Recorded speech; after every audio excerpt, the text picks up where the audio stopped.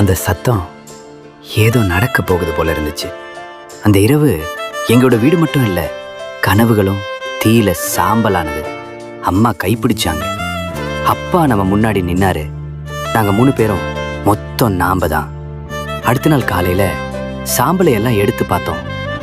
ஓரமா நின்ன ஏதாவது மீஞ்சிருக்கான்னு நினைச்சு வீடு இல்லாத ராத்திரி நட்சத்திரங்கள் வேகமா படுத்தோம். ஆனா ஒருத்தர் மேல ஒருத்தர் இருக்கிற அன்புதான் நம்ம செம்படுத்தி. பின்னாடி போனோம். கருகின மண்ணுக்குள்ள ஒரு பசுமை முளை வந்துருச்சு. அம்மா, இது வளருதே நான் சொன்னேன். அம்மா சிரிச்சாங்க. அப்பா கையில தூண வச்சுட்டு மௌனமா அருகம் வந்தாரு. அந்த முளை நம்ம வாழ்க்கைக்கும் ஒரு புதுசா பிறந்தது போல. நாங்க கை கொடுத்து கட்ட ஆரம்பிச்சோம். பலம் இல்லைனாலும் நம்பிக்கை இருந்துச்சு. அந்த கட்டடம் எல்லாம் இல்லை, ஆனா நாங்க கட்டிக்கிட்ட பந்தம், அதுதான் நம்ம வீடு.